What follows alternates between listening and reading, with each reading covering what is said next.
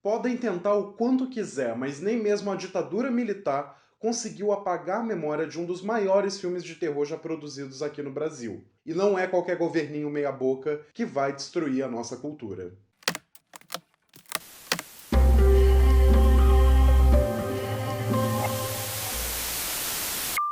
Olá, sejam muito bem-vindos ao Fita Maldita. Eu sou Gustavo Fiô e no vídeo de hoje nós vamos nos reencontrar com um coveiro profano e niilista que, depois de sofrer na mão das suas vítimas, volta para mais um reinado de caos e terror em busca da mulher perfeita. Com vocês, esta noite encarnarei no teu cadáver. Mas antes da gente congelar nas profundezas do inferno, não se esqueça de curtir o vídeo, se inscrever no canal caso ainda não seja inscrito, ativar o sininho para receber todas as notificações, me seguir nas redes sociais que estão linkadas aqui na descrição e também compartilhar com seus amigos para trazer mais almas pro Fita Maldita.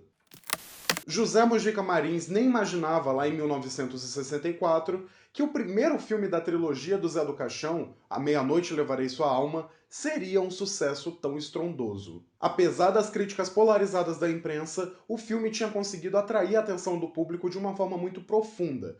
Todo mundo estava muito curioso e muito feliz de ver essa incursão do Brasil dentro do gênero do horror.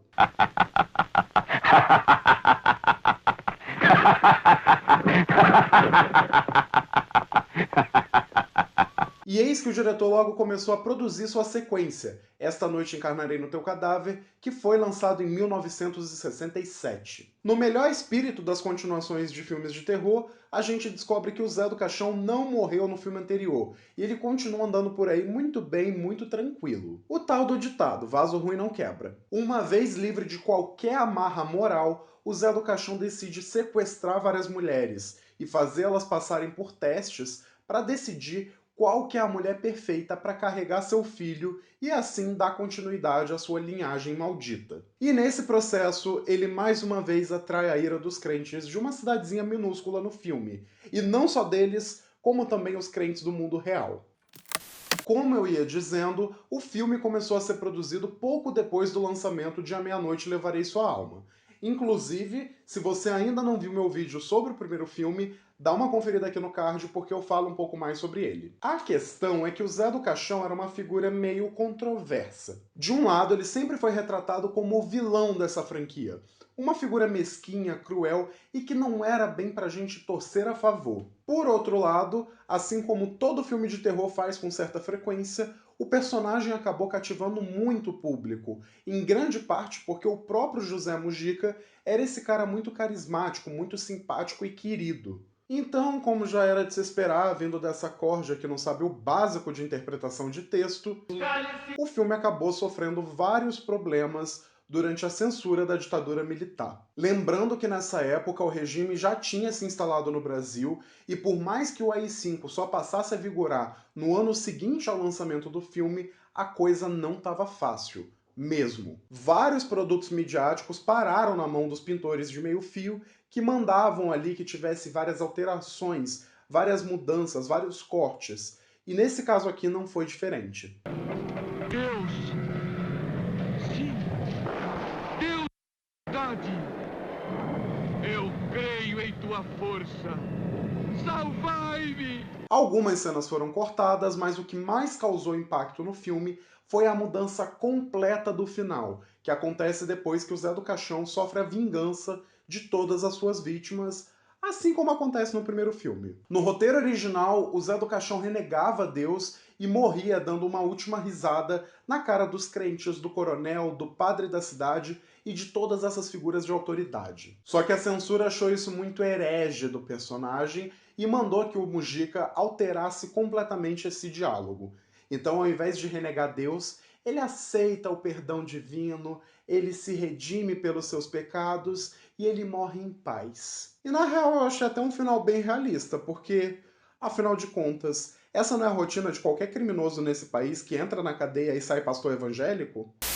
Falando sério, esse final não faz sentido nenhum. E eu só tô dizendo isso aqui para que você saiba, quando for assistir o filme, que esse final não foi simplesmente tirado do cu do Mujica. Foi uma imposição de um povinho que gosta de mandar e desmandar nas pessoas.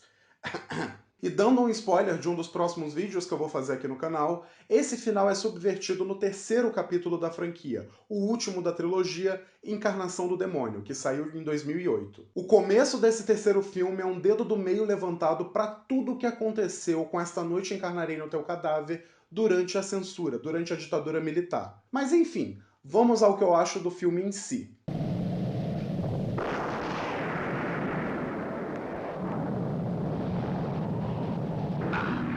Sabe quando você vai ver uma continuação de filme de terror e ela é basicamente a primeira coisa do mesmo filme, só que maior e mais grandiosa?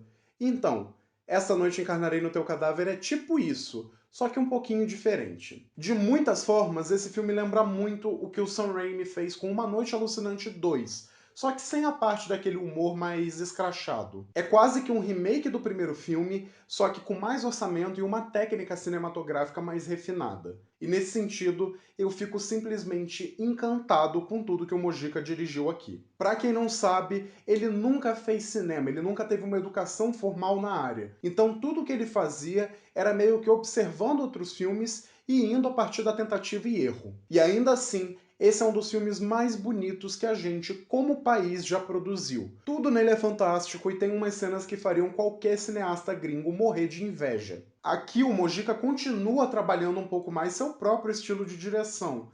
Ao mesmo tempo, ele não tem medo de inserir alguns elementos na mitologia do Zé do Caixão, e isso acaba deixando o personagem ainda mais icônico. Por exemplo, nesse filme ele tem um servo deformado e também uma mansão cheia de quartos secretos, câmaras de tortura e, enfim, calabouços especiais. E isso me lembra muito os monstros da Universal. E vale lembrar que o próprio Mujica já tinha se inspirado nos monstros da Universal para criar ali o Zé do Caixão, principalmente o Drácula. Então é muito interessante ver ele aqui nesse filme, porque ele é quase como um representante BR dessa legião de monstros e vilões clássicos. Só que em momento nenhum o filme se entrega para uma estética americanizada ou para um viralatismo gringo. Em momento algum ele deixa de ser um filme brasileiro de terror, e muito disso se deve ao fato de que o próprio Mujica acreditava muito no potencial do Zé do Caixão como um vilão genuinamente nacional. Então aqui a gente tem ainda mais a participação de uma cidade interiorana onde a população é muito supersticiosa, é muito religiosa. O final do filme, inclusive, até lembra um pouco o Frankenstein do James Whale, quando você vê a multidão vindo com as tochas na mão, só que por ser um filme tão próximo da nossa realidade e que aborda temas tão presentes aqui, fica tudo um pouco mais assustador. E eu também acho que esse é o filme que dá mais humanidade pro Zé do Caixão. Aqui ele não é só esse filhote do mal que não deseja nada de bem para a humanidade e não tem empatia nenhum com o próximo. Na realidade, é que ele demonstra uma vasta gama de sentimentos, como desespero, rancor, ódio, esperança e até mesmo arrependimento. E eu acho isso muito bacana, afinal de contas não é todo dia que a gente vê um ícone do terror tão grande como o Zé do Caixão mostrando camadas. E sobre essa questão do arrependimento, eu preciso falar sobre a melhor cena do filme e que eu também considero uma das melhores cenas do cinema brasileiro, que é a descida do Zé do Caixão pro inferno. Mentira! Não creio! Eu sou eterno! Eterno, ouviram? Lá no meio do filme ele tem uma crise moral muito grande e ele começa a sonhar que ele tá indo para um cemitério e que os cadáveres começam a puxar ele para debaixo da terra. Só que quando ele é puxado, ele acaba caindo dentro do inferno. E é uma visão de inferno muito diferente do que a gente está acostumado. Tá muito mais próximo de um dos círculos do inferno de Dante, porque a gente não tem fogo, não tem enxofre nem nada. É um submundo gelado, muito mórbido, e você vê as pessoas ali sendo torturadas de formas bizarras. O filme inteiro é em preto e branco, e diga-se de passagem, tem uma fotografia linda do caralho, mas toda essa sequência do inferno é colorida. Então ela tem esse toque meio surreal, meio onírico, ao mesmo tempo em que é a parte mais realista do filme. É quase como se fosse um pesadelo real demais. Pois é.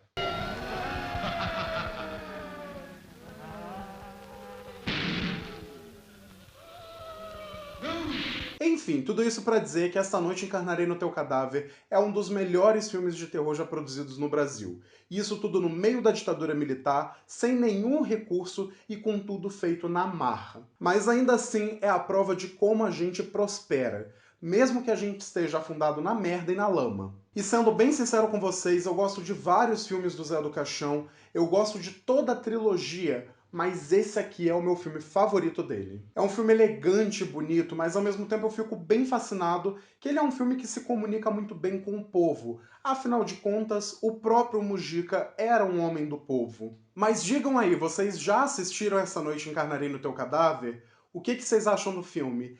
Diga-se de passagem, eu acho esse título maravilhoso. Lembrando também que em breve eu vou fazer a review do encerramento dessa trilogia, que é o Encarnação do Demônio, e que representa meio que o encontro entre a velha guarda e a nova guarda do cinema de terror brasileiro. Enfim, não esqueçam de deixar aí nos comentários os seus filmes favoritos do Zé do Caixão, me sigam nas redes sociais, compartilhem o vídeo e se lembrem, eu vejo vocês muito em breve. Um último favorzinho. Se passares pelo céu, manda lembranças aos anjos. Mas, se teu fim for o inferno, dá meu endereço ao diabo.